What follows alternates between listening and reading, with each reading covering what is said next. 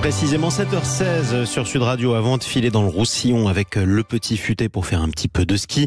Je vous le disais, on parle de Las Vegas. Alors non, on n'est pas à Las Vegas, on est avec quelqu'un qui revient du CES de Las Vegas.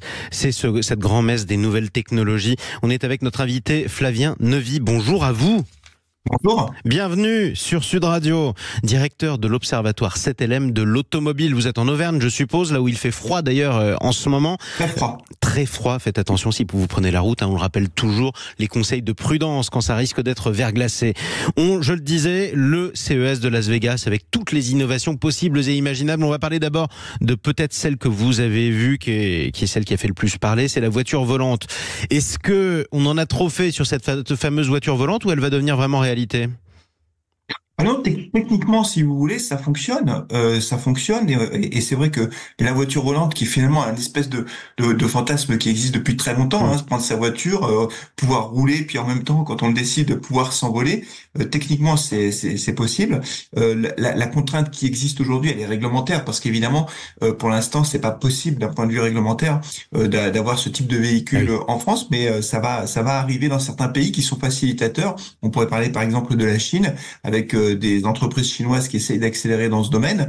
Voilà. Après, c'est une question d'évolution de la réglementation. On avait ce sujet aussi, mais on a toujours d'ailleurs ce sujet sur la voiture autonome, c'est-à-dire la voiture qui va conduire toute seule. Est-ce qu'on a le droit ou pas d'avoir une voiture complètement autonome dans toutes circonstances?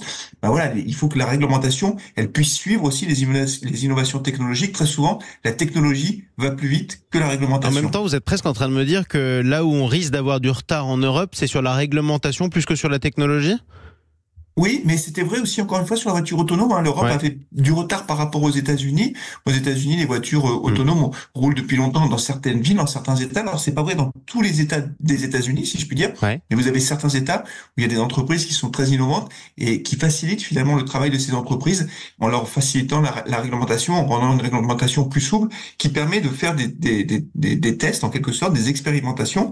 Mais c'est vrai que l'Europe a toujours eu un petit peu de retard sur ces sujets-là. Et si je me permets d'insister, c'est parce que c'est quand même assez rageant. Autant on peut imaginer que oui, on ait du retard technologique et que ce soit difficile à combler. En revanche, un retard réglementaire, la réglementation, c'est plus facile à changer, quoi.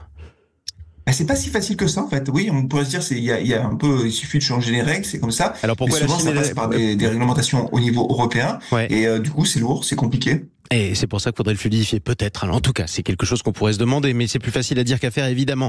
Autre aspect omniprésent, même si ça commence à devenir un lieu commun, c'est l'entrée de l'intelligence artificielle dans la voiture du futur. Vous avez pu le constater à peu près à tous les étages du CES de Las Vegas, Flavien Neuvy.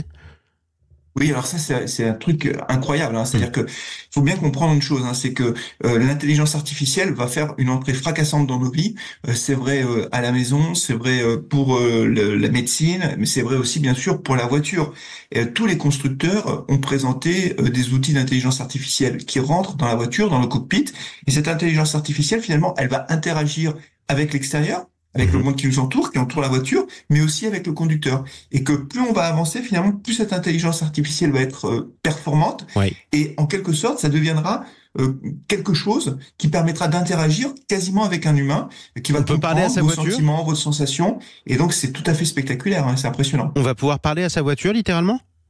Ah oui, bien sûr, c'est exactement ce qui va se passer avec une voiture qui va être capable de comprendre dans quel état vous êtes. Est-ce que vous êtes fatigué? Est-ce que vous êtes énervé? C'est ça. Est-ce que vous avez plutôt envie de ça et de ça ou pas? Et vous allez pouvoir discuter avec votre voiture qui, elle, va pouvoir répondre à vos attentes.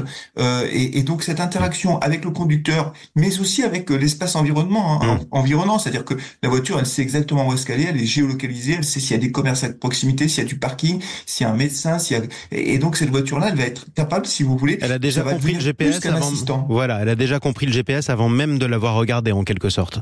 C'est ça, et ça va devenir plus qu'un assistant de conduite, ça va vraiment devenir un copilote en permanence. Et donc tous les constructeurs ont fait des annonces. Alors vous en avez qui travaillent avec ChatGPT comme Volkswagen, vous avez Honda qui va sortir sa voiture normalement l'année prochaine avec Sony, une co-entreprise qui aura aussi son assistant avec Microsoft. Cette fois-ci, on voit que tous les géants de la tech finalement rentrent dans la voiture, et c'est très impressionnant de voir que il y a une multitude d'entreprises qui jusqu'à présent ne s'occupaient pas de mobilité et de voiture, qui finalement, avec l'intelligence artificielle ou avec les capteurs nécessaires, vont rentrer dans l'industrie automobile. Qui avait déjà commencé un petit peu. Regardez par exemple dans les Renault, vous avez des assistants Google par exemple depuis un moment, même si c'est pas forcément de l'assistance de l'intelligence artificielle. Qu'est-ce qui vous a le plus frappé? Vous êtes un amoureux de l'automobile, vous Flavien Neuvy.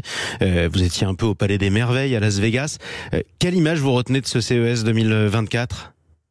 Moi, ce qui m'a beaucoup frappé, si vous voulez, c'est la puissance de l'Asie dans ce CES, en fait. Parce que les Coréens étaient très présents, la Chine est revenue en force, les Japonais étaient là, bien sûr. On a une Asie qui, sur le plan technologique, essaye de prendre de l'avance avec des gros conglomérats, en plus des entreprises immenses, Hyundai, Kia, pardon. Il y a vraiment des entreprises qui sont tout à fait spectaculaires. Vous avez les Américains qui sont là aussi, mais dans cette bataille sino-américaine, si vous voulez, il faut que l'Europe trouve sa place. Vous êtes en train de me dire qu'on n'y est pas. Les français n'y étaient pas, Stellantis n'y était pas. Donc voilà, le monde est en train de bouger et on voit bien qu'on a une Asie qui vraiment accélère très fortement sur tous les sujets technologiques. Donc oui, c'était très impressionnant de voir toute la présence asiatique au CES, qui a été un grand succès. Il y a vraiment eu beaucoup de monde et beaucoup d'exposants. On a retrouvé le CES d'avant crise sanitaire. Mais est-ce que ça veut dire qu'il faut qu'on s'inquiète pour nous? Parce que ça fait quand même deux signaux un peu négatifs que vous nous ramenez de Las Vegas, Flavien Neuvy. Vous nous dites d'une part, on est souvent en retard sur la réglementation, ce qui est quand même rageant, et d'autre part, en plus, les acteurs économiques asiatiques et américains sont nettement en avance sur les Européens.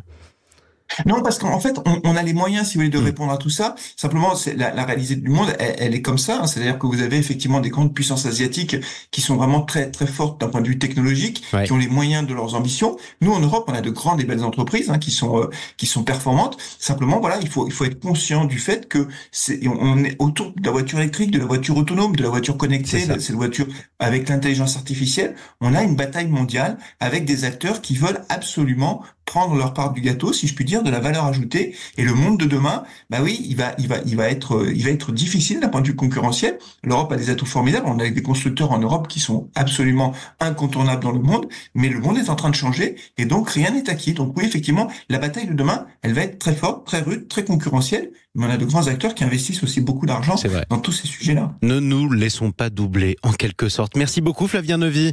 Et bonne année à vous, directeur de l'Observatoire CTLM de l'automobile. On était en voiture, maintenant on prend le